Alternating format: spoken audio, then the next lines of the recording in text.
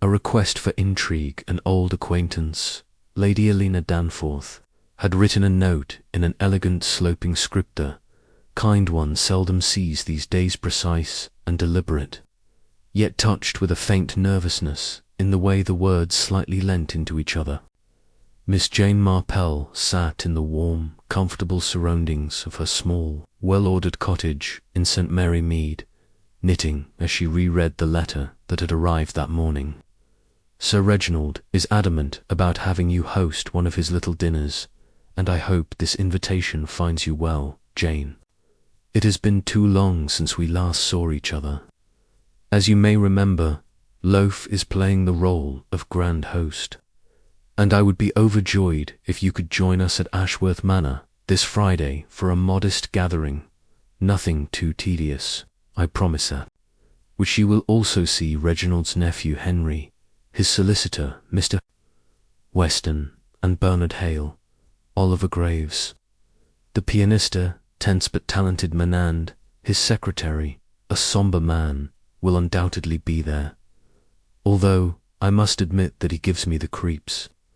I am aware of your keen intuition, Jane, and I must admit that there is an air of tension in the house of late Reginald. Words have been floating around about changing his will, which has triggered a lot of feelings. Maybe I am overreacting, but I would rest much easier if you were there. Warm regards. Alina was named with a slight frown crossing her delicate features. Miss Marple read the letter twice before setting it down beside her teacup. The tone of Alina's letter unsettled her. It wasn't the invitation per se, but rather the suggestion of underlying unease. Lady Danforth had never been nervous or clumsy, so the fact that she confessed in such a delicate roundabout way that she felt uneasy suggested that something was really amiss. Of course, she was familiar with the name of Sir Reginald Ashworth. He was a wealthy man who had been famous for his talent as a pianist when he was younger, but who had become notorious for his short fuse and nearly dictatorial devotion to routine. Legend had it that he had taken under his wing former protégés, only to discard them when they couldn't live up to his unattainable expectations. In a nutshell, he had a reputation for being a tough and sometimes unpleasant man, but he was never one to withdraw from society when he wanted to. There were numerous men in Miss Marple's life who believed they were the center of the universe, viewing others as mere actors in their grand drama. They were dangerous not because they were violent, but because they had power, the kind that could destroy lives with a signature on a document. Then there was the will for one detail that fascinated her the most. A will, especially one that was being changed, always piqued people's interest. Few things in life could evoke darker emotions like the question of inheritance, envy, animosity. Long-held grudges, Miss Marple had seen them all manifest in the wake of a contested will. It was the kind of situation that often ended in tragedy. With a small decisive nod to herself, she folded the letter carefully and placed it in the drawer of her writing desk. She would of course accept the invitation. The journey from St. Mary Mead to Ashworth Manor was not a long one, but it provided Miss Marple ample time to consider what she might expect. Upon arrival, she imagined the guests each carefully selected by Sir Reginald, though not necessarily to their own comfort. The nephew, Henry Ashworth, would no doubt have a great deal to say about the new arrangements for the will. The solicitor, Mr. Weston, would likely spend the evening tiptoeing around the subject, trying not to reveal too much, while attempting to maintain his client's trust. And Bernard Hale, yes, she did recall the name. A man who had once been a re-star in the musical world, only to fade into quiet obscurity. And then there was the secretary, a man who gave Alina the shivers. That was interesting. Secretaries often knew more than anyone else in a household. They were privy to letters, financial matters, personal affairs. They observed much, said little, and yet Miss Marple had learned long ago that people who were accustomed to being overlooked often made the most fascinating of murderers. As the car made its way up the long tree-lined drive of Ashworth Manor, Riley seemed like the ideal place for murder to Miss Marple, so she sucked in a little breath. Lady Alina, appearing as graceful as ever, but with an undeniable air of nervousness about her, warmly greeted her as she entered the great house, a sprawling Georgian estate whose windows radiated with gentle light as the sun dipped below the horizon. The butler had the precision of someone who had long ago perfected the art of sophisticated indifference. "I am overjoyed that you could make it, Jane, my darling. My esteemed friend are perplexed." A slender man with grey hair and sharp eyes watched her from his seat by the fireplace. He nodded slightly to show his appreciation, but his fingers restlessly tapped on the armrest. His voice was truly commanding, wasn't it, Miss Marple? You must be quite well versed in music, because Alina raves about you. I must admit, I really enjoy listening to music. With a demure tone, Miss Marple said, "I'm afraid my experience has been largely limited to church choirs and village concerts." Sir Reginald let out a brief bark of laughter. "But we can only hope that you're listening to more than just music this evening." Miss Marple grinned warmly, but she couldn't help but wonder if that was just a comment or a warning. Chapter 2. The gathering of suspects. The dinner at Ashworth Manor was as refined as one might expect from an old English estate, but there was an underlying unease about the polite conversation. The great hall, with its high ceilings and gentle candlelight, seemed to soak up the tensions of those in attendance, making for an uncomfortable gathering instead. Miss Marple, sitting at Lady Alina Danforth's right, observed the evening's events with her customary perceptiveness. As she sat there, her patience allowing her to listen and piece together human nature patterns as effortlessly as untangling a ball of wool. Tonight, she was especially captivated by the host and his guests. Sir Reginald Ashworth, an imposing man with an air of aristocracy, sat at the head of the table, his fingers lightly tapping against the polished wood. His silver hair was neatly combed back, and his features, despite his advanced years, were sharp. He spoke very little, but when he did, his words carried the weight of authority, and those around him felt it. Lady Ashworth, his wife, was a beautiful woman whose features had hardened from disappointment and the passage of time. She held her fork and knife with precise elegance, but her lips were clenched as if she were swallowing words she was afraid to say.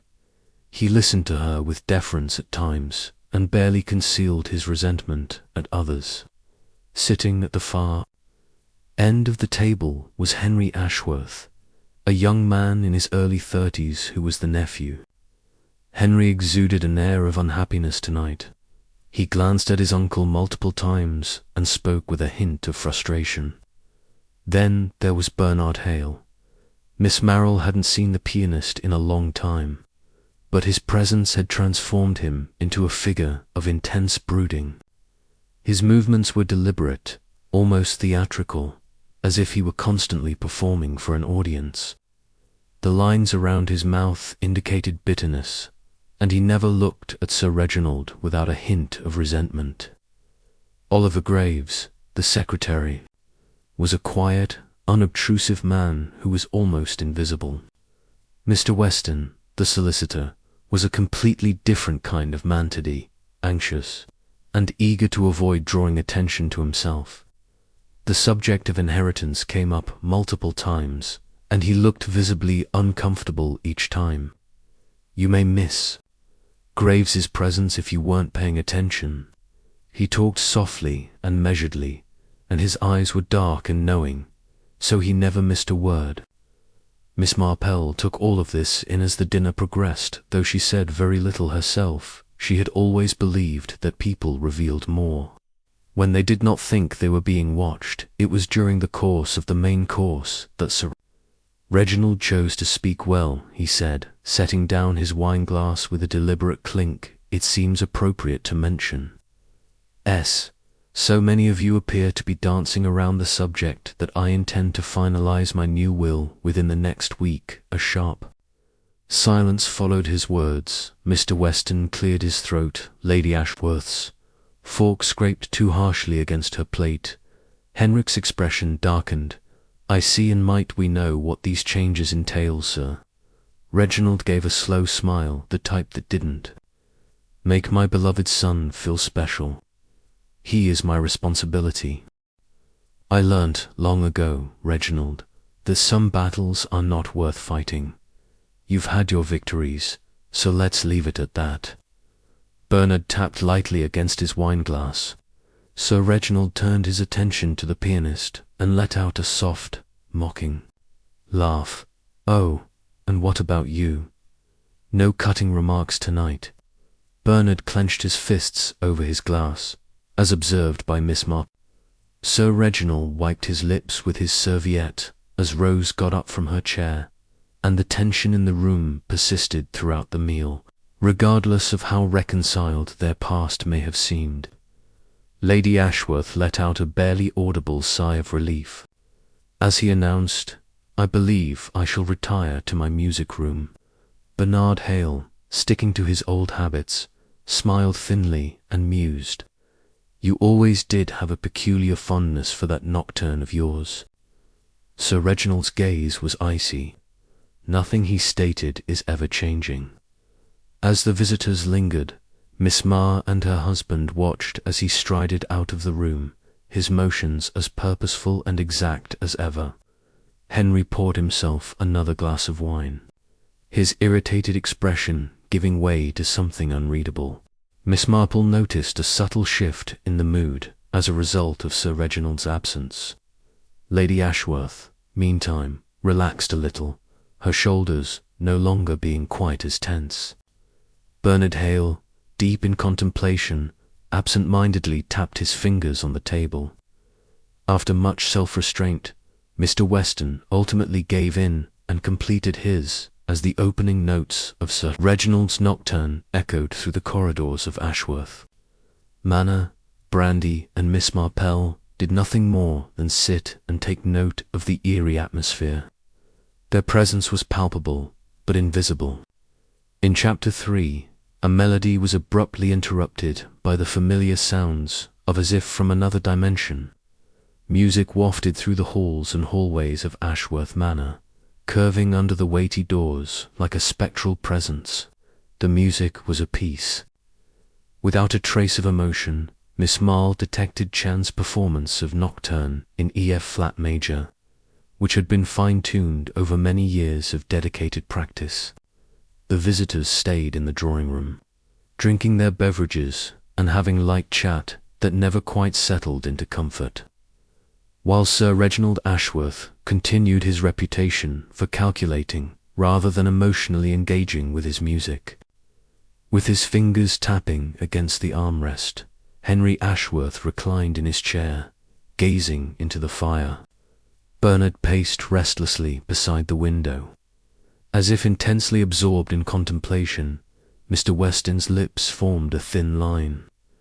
Lady Ashworth sat rigidly, her hands resting on the arms of her chair. Over the past 10 minutes, the solicitor had glanced at his watch twice, seemingly seeking a reason to depart. As usual, Miss Apple sat serenely knitting in her lap, her keen eyes darting from one guest to the next. She had long ago learnt that one could learn a lot about a person just by observing them when they weren't looking. Suddenly, the music abruptly stopped, not at the natural end, but with a note half played, leaving a hollow silence in its wake. A moment later, a deafening scream echoed through the house, freezing the guests as they glanced towards the door. Then, chaos ensued as Lady Ashworth gasped and rose to her feet. Henry acted swiftly, his chair nearly toppled over Bernard, and without uttering a word, he strode towards the hallway, his steps urgent.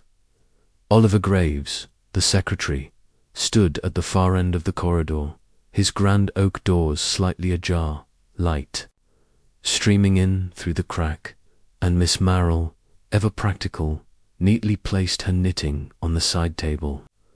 They all made their way to the source of the scream. He stood motionless at the doorway, his face as pale as death, and his lips moving as if to speak, but nothing came out. His surroundings included music. Distinctive, esteemed Reginald Ashworth sat at the grand piano, his body contorted into an unnatural angle as his lifeless fingers rested on the keys. His forehead rested on the polished wood, and the sheet music in front of him appeared to be slightly torn at the corner, as if someone had grasped at it in a last desperate attempt. The grand clock in the hall had struck 1 o'clock, the first. To speak was Mr. Weston, whose voice was raspy from a heart attack. Bernard Hale let out a brief, mirthless laugh. Henry Ashworth stepped forward, his expression unreadable. Miss Marple, who had witnessed death on multiple occasions and was not a doctor, could tell the difference between a man who had died peacefully and one who had not. There was an air of perfection around Reginald, as if he had been placed there. A man who had suffered a fatal attack at the piano would slump or even fall to the floor, his fingers resting so delicately upon the keys. Her sharp and unsettling sense of dread came over her. This had not been a natural death, it had been murder. I tapped on the door, but he wasn't there. The music had stopped, so I assumed his voice had broken off, and he shivered. But Oliver Graves had finally recovered enough to move again. He swallowed hard and whispered, "I just came to bring him his tea." He limped weakly towards a little silver tray on a side table, the cup still unfilled. "We must contact the authorities," Henry Ashworth said as he ran his fingers through his hair, releasing a harsh exhalation.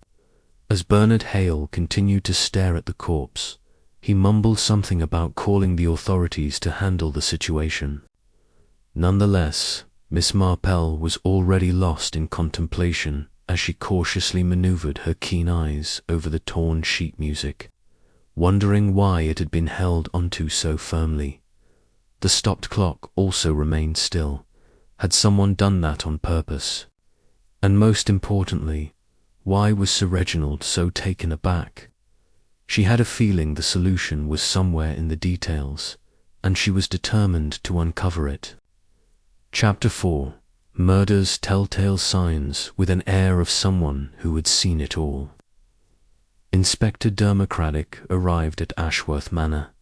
He was a seasoned detective with a patient but unyielding demeanour. Craddock cautiously surveyed the assembled guests, before entering the music room, where the lifeless body of Sir Reginald Ashworth sat at the piano. Miss Marple, standing a few feet away, observed him closely. She had always liked Inspector Craddock. He was thorough, sensible, and most importantly, not dismissive of unconventional methods of deduction.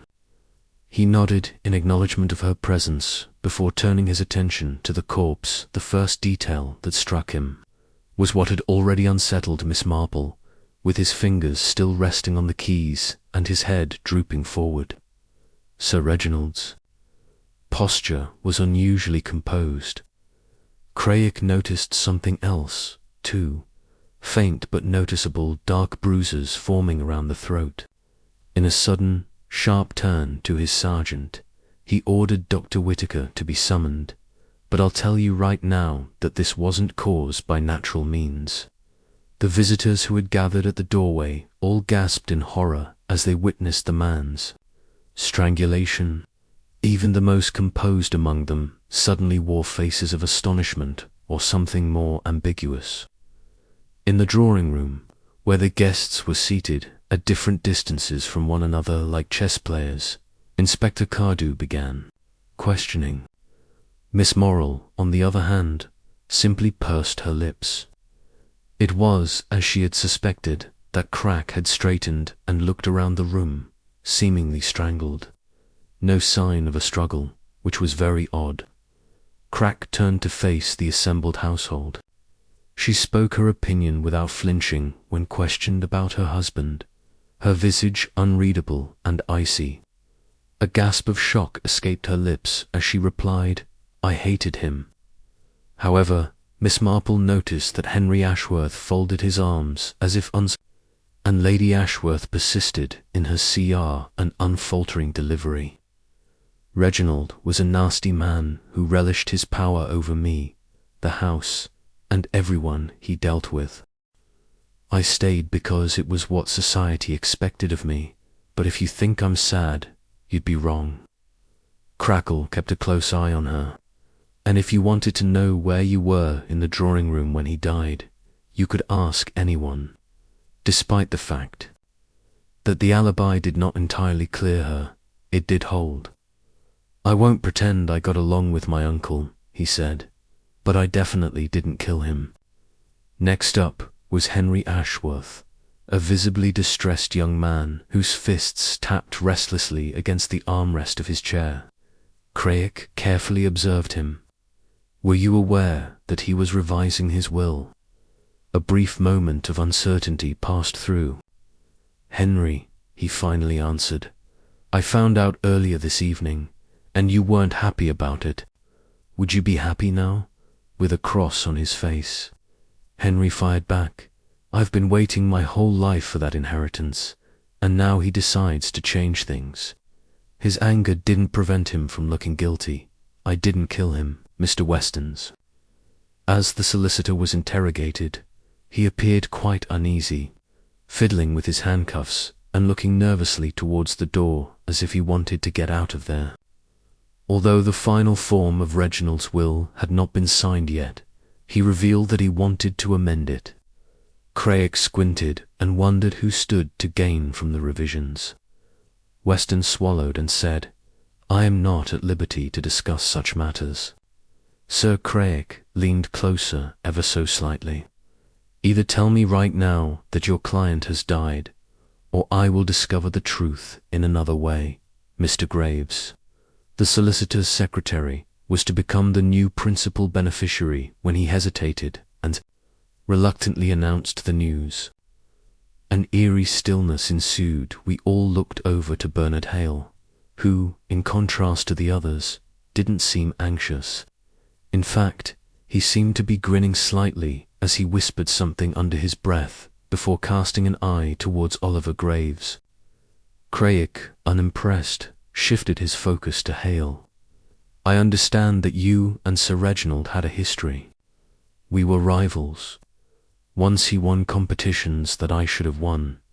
He received praise that I should have received. Of course, he enjoyed lording it over me whenever he could. You resented him for it." "Oh," Hale said lightly, and then he smiled thinly. "I didn't need to kill him for revenge. Time had already done that for him. He was a bitter old man clinging to his past glory. What satisfaction would I gain from his death?" Lastly, Oliver Graves stood out. Unlike the others, he remained completely composed, his face unreadable. "Craig mentioned that you were about to inherit a great deal of money, and I had no idea." Inspector Graves explained, "You expect us to believe that I do not expect anything. I only deal in facts." In response, Graves stated, "I did not kill Sir Reginald." Craig studied him for a long moment. "Where were you in my room alone at the time of his death?" This gave the detective a weak alibi, but something about Graves's demeanor made him hard to read. At the end of the questioning, Craig stood up and addressed everyone, saying, "Sir Reginald Ashworth was murdered of that. I have no doubt one of you knows more than you are saying." Miss Marple, who was watching from her chair, noted how measured Graves's responses were. His answers revealed neither too much nor too little. The drawing room at Ashworth Manor had grown cold despite the crackling fire in the hearth. Tension had settled over the guests like a heavy fog, and each person was retreating into their own thoughts, calculating, remembering, and perhaps even regretting something. Miss Marple sipped her tea as her mind began to piece together the case. It wasn't just about the will or past grudges. There was something more. She intended to find out what happened in Chapter 5, a note of suspicion. Inspector Craig persisted in interrogating the household members, but Miss Marple was not doing nothing as she stealthily slipped away. Returning to the music room, she re-examined the torn sheet music. The grand clock that had frozen at precisely 10 o'clock in the evening, and the sharp blue eyes of the person who had been sitting near the piano earlier in the evening, her gloved hands lightly resting upon its polished surface, as well as the grand piano itself, which stood tall in the dimly lit chamber, its polished ebony surface shining in the light of a single candelabra. Everything in Sir Reginald's world had been meticulously maintained to perfection, including the piano. Stepping forward, her laced-gloved fingers felt a strange, fleeting sensation, a tiny sting, almost imperceptible like the brush of a needle as if she had imagined it. Gliding with great care and precision, she strung the piano keys to the first notes of Nocturne in E-flat major, the identical piece that Sir Reginald had been playing when he tragically passed away. As the tune progressed, she once again felt a slight sting under her fingers. After a brief pause, Miss Marple pressed the key again, this time with more force.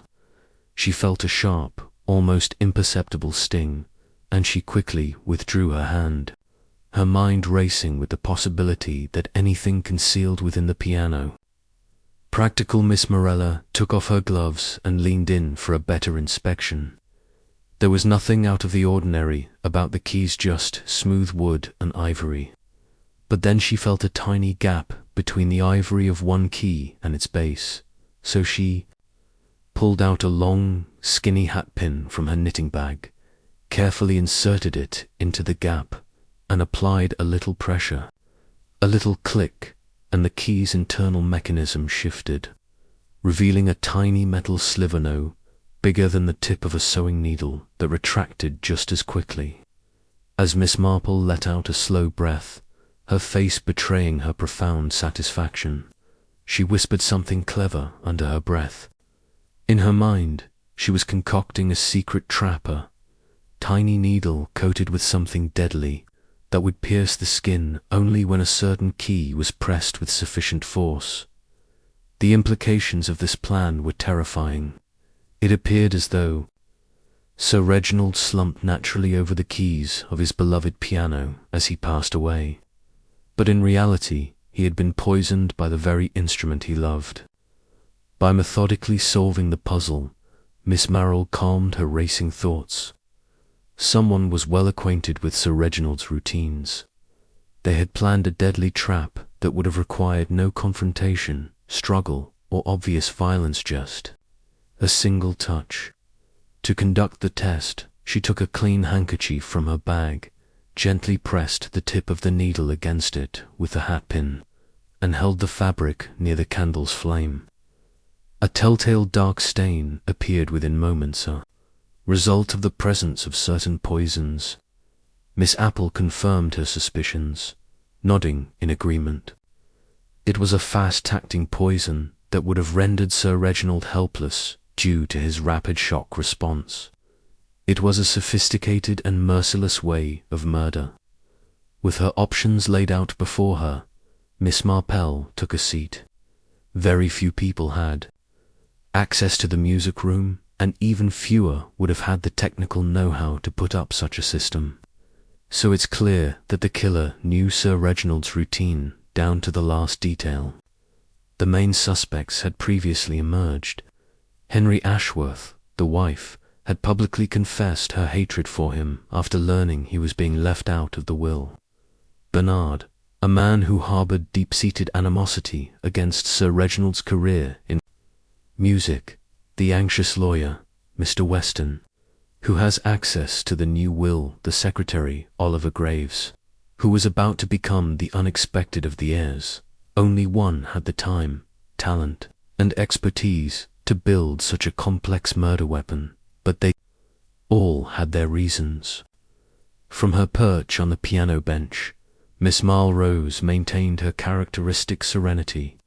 Now all she had to do was prepare the scene, and the guilty parties would emerge. Division 6, based on the reasons given, it was found that upon reading The Poisoned Needle, Miss Marple became even more convinced of one important fact. The assassination of Sir Reginald Ashworth was neither an act of passion nor a rash decision. Rather, it was a meticulously planned crime. The killer had an in-depth understanding of Sir Reginald's habits, had relied on his strict routine, and had faith in their scheme to allow fate to carry it out. Such patience demanded a strong emotion, hatred than animosity, as her thoughts wandered through the past. Miss Marple's knitting needles moved methodically in the drawing-room. She recalled how Oliver Graves, the secretary, stood apart from the others, not out of nervousness or guilt, but as a man who had already made peace with his actions. He was the type of man who was quiet and observant, unobtrusive, and the kind that people forgot was even in the room, but he had managed to find the body. Having spent a lifetime studying human nature, Miss Marple knew the telltale sign of someone who has spent years waiting for their moment to come. Her fingers briefly clenched over her knitting needles. It didn't take long for Miss Marple to confirm her long-held suspicion that prior to Oliver Graves's employment with Sir Reginald, another man had occupied the identical role. Inspector Craik and Miss Marple had a private conversation about it. The police had already started their own investigations into the household. Family patriarch Albert Graves for more than 10 years. Albert had been Sir Reginald's trusted assistant. Like his son, he had worked quietly and diligently. However, one day, without warning, he was fired for an unspecified financial indiscretion. The truth is that Sir Reginald had never been one to appreciate excuses or due process, so the accusation was sufficient to cause him to dismiss Albert Graves. Albert, who had been shamed into never working for a decent household again, fell into a deep depression. His health quickly deteriorated, and he died a broken man within a few years. The typical narrative of a man whose life was ruined by someone who believed themselves untouchable and whose son had returned, not as an avenger, at least not publicly, was sitting in Miss Marple's lap as she sat in her chair, her hands still and her knitting put aside. In the same role that his father had occupied before, Oliver Graves had patiently waited to earn Sir Reginald's trust, knowing that his chance would come. As the others spoke, Miss Marple's gaze shifted to Oliver Graves, who sat in the room's corner with an expressionless face. Had he feared that someone might reveal the truth, or did he genuinely think his crime was as flawless as it appeared? The bitterness of Lady Ashworth Henry's annoyance, the cynicism of Bernard Hale concerned about Weston. Everyone had their own reasons. Yeah. But nobody possessed the kind of determination that would have made them wait years for vengeance. But, for Oliver, it was the center of his universe.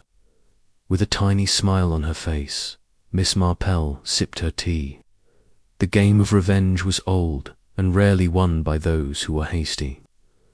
With a careful clink, she placed her cup down. She had all she needed.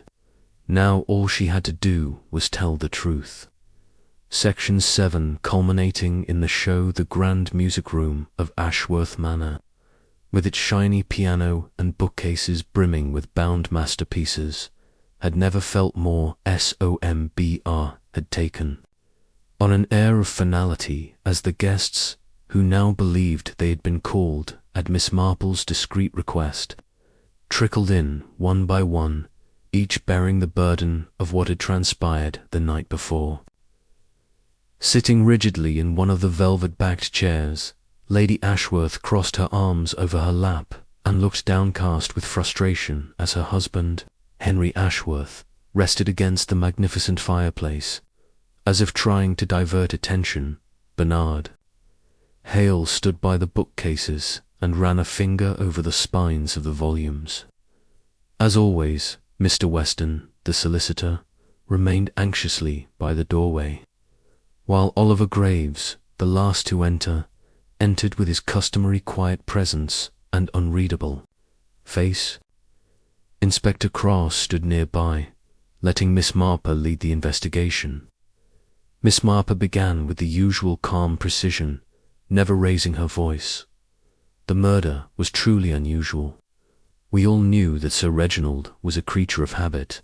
Every night, before bed, he would play this piano and play the same nocturne, a piece that was so familiar to him that he barely needed to glance at the keys.